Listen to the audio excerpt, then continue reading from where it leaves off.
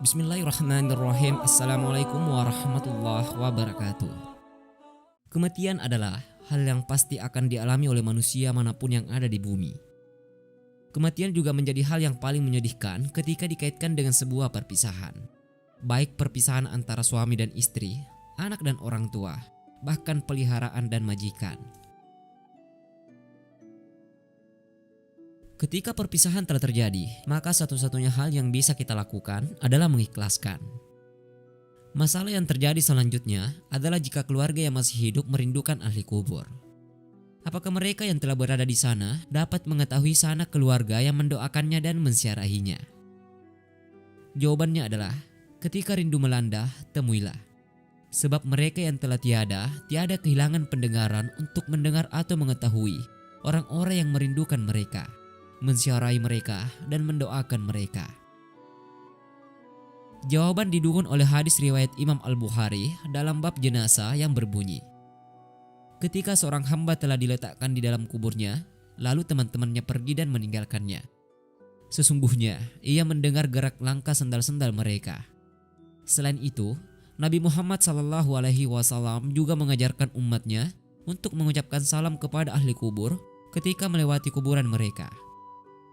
Hal ini menunjukkan bahwa orang-orang yang telah meninggal tetap mendengar dan mengetahui salam dan doa dari orang-orang yang masih dianugerahi rasa betah hidup di dunia.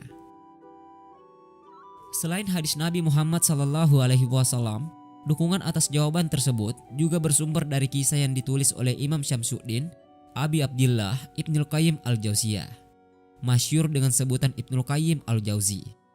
Dalam kitab Ar-Ruh, kisah tersebut tentang seorang anak yang kehilangan ayahnya dan seorang anak Utsman bin Saudah yang kehilangan ibunya.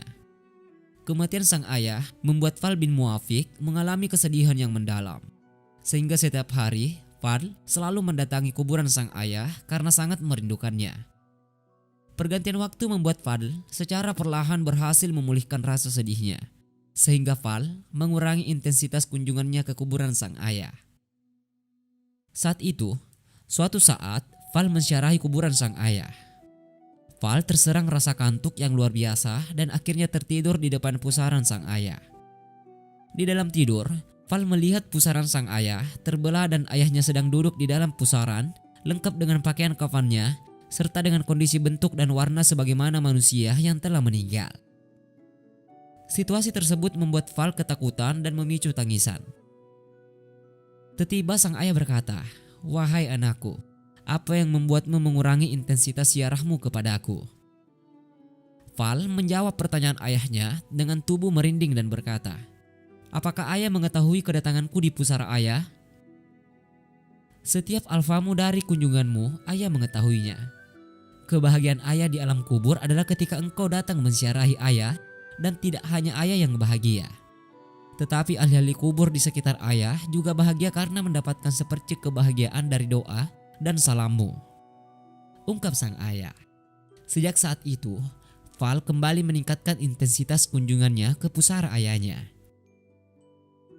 Kisah lain bercerita tentang Utsman bin Saudah yang kehilangan ibunya.